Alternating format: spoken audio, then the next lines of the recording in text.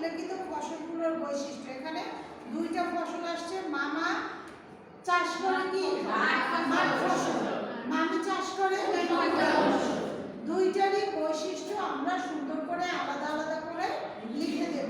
একটু এখানে ডেসক্রাইব করতে হবে যে মামা চাষ করে মাঠ ফসল, মাঠ ফসলের বৈশিষ্ট্য নিম্নরূপ। তারপরে আবার আরেকটা প্যারে গিয়ে আমরা লিখব কি মামি চাষ করে উদ্যান ফসল, উদ্যান ফসলের বৈশিষ্ট্যগুলো নিম্নরূপ। এভাবে লিখতে হবে, তাহলে মার্কটা বা খাতার ডেকোরেশনটা, অ্যান্সারের ডেকোরেশনটা সুন্দর হয়ে থাকে। পরেরটা আসি বাংলাদেশের প্রেক্ষাপটে উক্ত ফসলের গুরুত্ব। এখানে উক্ত ফসল বলতে বুঝাইছে মাঠ ফসল এবং উদ্যান ফসলের দুইটার কম্বাইন্ড গুরুত্ব। দুইটারই গুরুত্ব আমাদের জীবনে অপরিসীম, একটা আরেকটার পরিপূরক।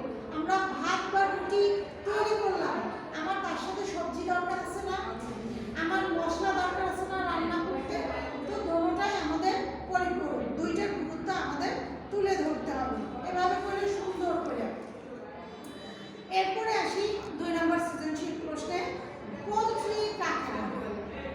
পোলট্রি বলতে আমরা বুঝি এখানে মুরগি, হাঁস, পাখি, বিভিন্ন ধরনের পাখি বলতে কোয়েল বা তিতির, এগুলো যেগুলো আমরা চাষ করে থাকি সেগুলো অন্তর্গত। পোলট্রি বলতে কাকে বলে? যে সকল পোলট্রির মধ্যে পশু আসবে না, পাখি, পাখি গৃহে পালন করি মানে ঘরে পালন করতে হইবে, এদেরকে আলাদাভাবে যত্ন নিতে হইবে, অবশ্যই পোষমান দিতে এবং এর থেকে আমরা কিছু টাকা ইনকাম করতে পারি, অর্থনৈতিকভাবে সাহায্য পাবো। এই ধরনের পাখি আমাদের বাসায় যে পালন করা হয় তাদেরকে পোলট্রি বলে। খাদ্য পুষ্টি সরবরাহে মাছের ভূমিকা। আমাদের যে আমিষের চাহিদা শরীরে তার অধিকাংশ আসে আমরা মাছ থেকে পাই। এখন কি মাংস থেকে পেতে পারি না? পারি, কিন্তু সেটা অর্থনৈতিকভাবে ব্যয় করি। এই জন্য আমাদের এছাড়া কি মাছ থেকে শুধু আমিষই পাই, এছাড়াও বিভিন্ন ধরনের পুষ্টিগুণ, ভিটামিন উপাদান আমরা ওখান থেকে পেয়ে থাকি, সেগুলো আমরা একটু সুন্দর করে গুছিয়ে লিখতে হবে। এরপরে আসি, একটা উদ্দীপক আছে, জামাল সাহেব একজন সফল খামারি, তার গবাদি পশু, মৎস্য, পোলট্রি খামার রয়েছে। এই খামার 3টি থেকে তিনি প্রচুর অর্থ উপার্জন করেন এবং সুখী জীবনযাপন করেন। এখানে কয়টা খামারের কথা বলা হয়েছে? গবাদি, মৎস্য, পোলট্রি, সে 3টা খামারের সাথে রিলেটেড এবং অর্থনৈতিকভাবে ওখান থেকে সে স্বাবলম্বী। উদ্দীপকের শেষোক্ত খামারটি মানব জীবনে কিভাবে প্রভাব বিস্তার করে বর্ণনা করে। শেষোক্ত খামার ছিল পোলট্রি, তাহলে এখানে পোলট্রির যে প্রভাব আমাদের দৈনন্দিন জীবনে, সেই প্রভাবের কথা লিখতে বলেছে। পোলট্রি বলতে আমরা কি বুঝি?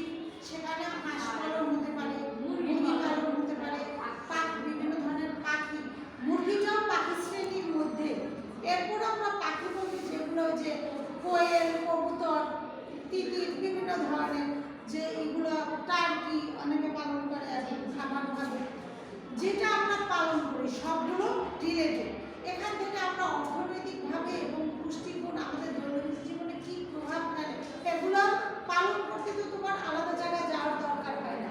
তুমি একটা খামার করতে পারো, খামার করলে তোমার বাসায় যে আমাদের মা বোনেরা আছে তারা কিন্তু এটা সহযোগিতা করতে পারে বাসার কাজের পাশাপাশি, তাই না? এগুলো সুন্দর করে লেখা। এরপরে আছে বাংলাদেশের সার্বিক উন্নয়নে উদ্দীপকের প্রথম খামারটির গুরুত্ব সম্পর্কে তোমার মতামত লিখো। প্রথম খামার হচ্ছে গবাদি পশু, দ্যাট মিন্স লাইভস্টক, তাই না?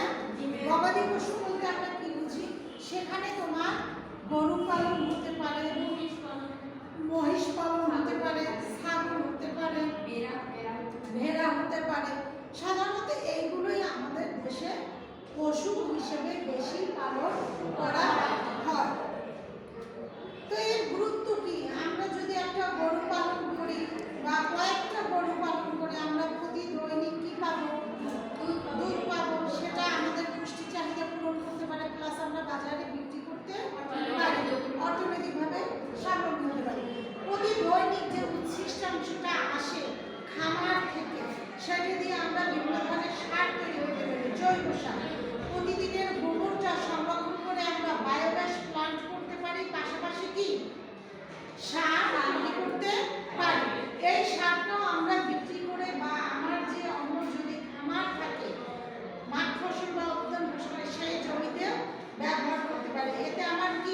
মাটির গুণাগুণ বৃদ্ধি পাবে, উর্বরতা বৃদ্ধি পাবে। আমরা বাহিরে বিক্রি করলে আমরা অর্থনৈতিকভাবে লাভবান হতে পারি, তাই না? বাড়ির আশেপাশে আঙিনায় যেসব ঘাস লতা পাতা থাকে এগুলো আমরা গরুকে খাওয়াতে পারি, ছাগলকে খাওয়াতে পারি, তাই না? এতে আমার বাড়ির পরিবেশটাও কি সুন্দর থাকে, তাই না? আমরা যদি সবজি খামার করি, সবজি খামার থেকে কিন্তু প্রতিদিনই কিছু শতাংশ পাতা বের হয়, সেগুলো আমরা ওর পশুখাদ্য হিসেবে ব্যবহার করতে পারি না? তাহলে আমার বাহির থেকে বিভিন্ন যে খাবার বা ঘাস বিভিন্ন এগুলো ক্রয় করা বা করা লাগে না, আলাদাভাবে লাগে না, সেখান থেকে আমরা ওইটা সরবরাহ করতে পারি। এই যে এই কথাগুলোই আমরা সুন্দর করে খাতায় উপস্থাপন করব। তৃতীয় হচ্ছে কৃষক সভা বা উঠোন বৈঠক, তাই না? কৃষক সভা থেকে আমরা বুঝি যে এখানে যারা আমাদের কৃষক শ্রেণীর লোকজন আছে, কৃষির সাথে জড়িত ব্যক্তি, দৈনিক যারা আমাদের জন্য বিভিন্ন ধরনের খাদ্য উৎপাদন করে, তাদের নিয়ে যে একটা বৈঠক করা হয়, তাই না? এখানে কারা বৈঠকটা নিয়ন্ত্রণ করে? উপজেলায় যে কৃষি সম্প্রসারণ অফিসার থাকে, তারা ওই দরজাটা একটু আটকে দেয়। তারা আমাদের এই উঠোন বৈঠকটা কি প্রতিদিন করে?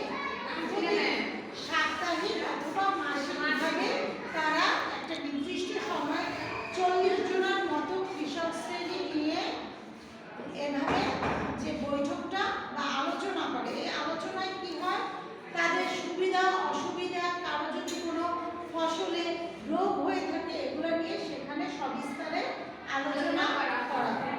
এটাই হচ্ছে গিয়ে কৃষক সভা বা বৈঠক। কৃষি তথ্য সেবা প্রাপ্তিতে ইন্টারনেটের ভূমিকা। আমরা জানি আমাদের বর্তমান যুগ কি জেনারেশন কত চলতেছে?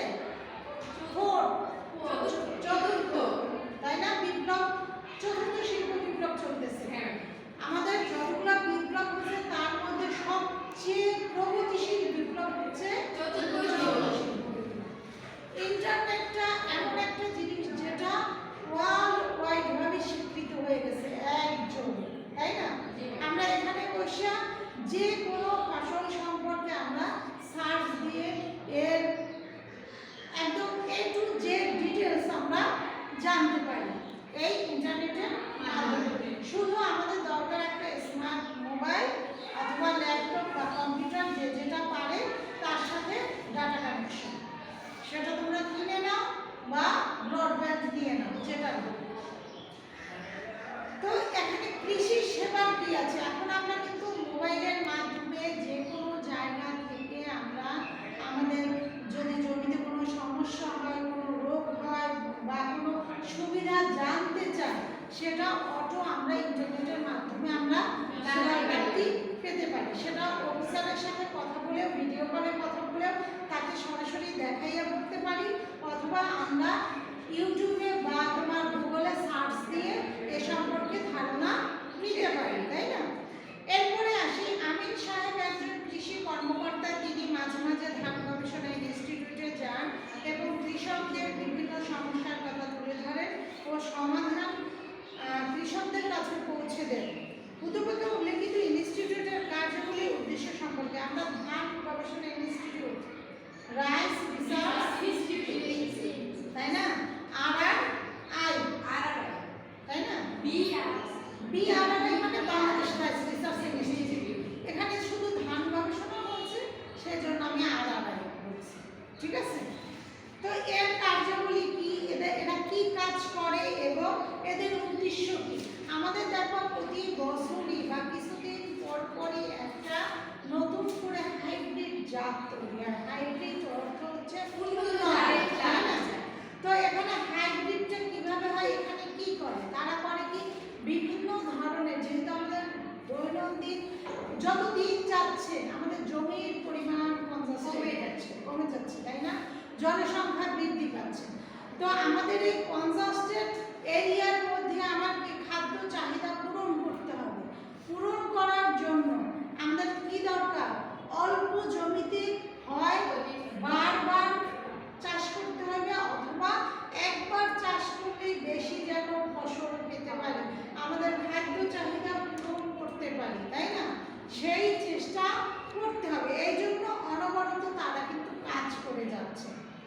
যে কিভাবে কাজ করে, কয়েকটা ধানের জাতের যে ভালো ভালো গুণগুলো বৈশিষ্ট্যগুলো তারা সংগ্রহ করে নতুন একটা জাত উদ্ভাবন করে, সেটাই হচ্ছে কি হাইব্রিড জাত। এটা তারা তৈরি করে কি করে, প্রথমে আর কি তারা পরীক্ষা করে যে আসলে গাছ হচ্ছে কিনা, তাই না? এরপরে যখন তারা ওখানে দেখে যে না গাছ উৎপাদন হয়, তখন তারা পরীক্ষামূলকভাবে তোমার একটু জমিতে চাষ করে কৃষকদের মাধ্যমে। ওখানে লেখা থাকে পরীক্ষামূলকভাবে চাষ করে। তোমরা কখনো ব্যানার দেখছো? রাস্তার আশেপাশে গেলে দেখো লেখা থাকে। তারা ওইটার সাথে ওই ধান উৎপাদনের পরে বা যে কোনো ফসল উৎপাদনের পরে তারা আবার তোমার সামরাইজ করে যে তারা যে লক্ষ্য নিয়ে এটা উদ্ভাবন করলো সেই লক্ষ্যমাত্রা পূরণ হচ্ছে কিনা। লক্ষ্যমাত্রা পূরণ না হলে তো এটা কোনো কাজে আসবে না। আসবে? যখন তাকে লক্ষ্যমাত্রা পূরণ হয় তখন তারা এটা আবার কৃষকের মাঝে উপজেলা সম্প্রসারণ কৃষি অফিসের মাধ্যমে আমাদের যে কৃষক শ্রেণী যারা লোক আছে তাদের মাঝে বিতরণ করে। এটাই হচ্ছে তাদের কাজ এবং তাদের উদ্দেশ্য কিন্তু এরকমই থাকে। প্রত্যেকটা জাতি আমাদের দেশে কিন্তু অনেক তোমার ফসলের জাত উদ্ভাবন হয়েছে। এজন্য আগে দেখবা করলা ছিল সাইজ এত, এখন এত বড়। চায়নায় আরো বেশি হয়, ওদের একটা লাউ হয় যে 7 থেকে 8 এত বড় 8-9 ফুট। ওদের একটা আলু হয় এত বড় সাইজ। চায়নায় সব কিছু উন্নত জাতের হাইব্রিড চলে। এবং তোমরা জানো কিনা বিশ্বের বিভিন্ন জায়গায় আমরা শুধু লাল টমেটো দেখছি, কাঁচা দেখছি সবুজ, কালো টমেটো, বিভিন্ন কালারের টমেটো দেখছি। এগুলো আবার পুষ্টিগুণ আবার আলাদা, সেজন্য আমাদের অনবরত কাজ করা লাগতেছে। এরপর বলছে মুক্ত ইনস্টিটিউটে গুরুত্ব সম্পর্কে। এর কি কোনো গুরুত্ব আছে? আসলে এই ব্রিড কোনো গুরুত্ব আছে? এই ব্রিড গুরুত্ব শুধু বাংলাদেশ না, প্রতিটা দেশেরই এই তোমার কৃষি নিয়ে অত্যন্ত সফলভাবে কাজ করতেছে। কেন? প্রত্যেকটা দেশের অর্থনীতির মূলে হচ্ছে কৃষি। একটা দেশকে বাঁচায় রাখতে হলে কৃষি আবশ্যক। কৃষি না থাকলে কি হবে? আমরা বাঁচতে পারবো না। কৃষি ছাড়া আমাদের দৈনন্দিন জীবন অচল। আমার মনে হয় কৃষিটাকে তোমার কম্পালসারি সাবজেক্ট আগে যেভাবে ছিল এভাবে করে দেওয়া উচিত, কারণ প্রতিটা মানুষের কৃষি অন্তত জানা দরকার। এখন আবার অধিকাংশ জায়গায় তোমার এই যে বিভিন্ন ধরনের কেমিক্যাল ফসল খাওয়া বাদ দিয়ে যে যতটুকু পারে নিজের যা কিছু আছে সেখানে চাষ করার চেষ্টা, সেটা শহরে হোক গ্রামে হোক। কারণ এতে আমাদের এই যে দৈনন্দিন যে তোমার রোগাক্রান্ত হচ্ছে তার মূলে হচ্ছে বিভিন্ন ধরনের রাসায়নিক এবং কীটনাশকের ব্যবহার। তার মধ্যে বেগুন হচ্ছে বেশি।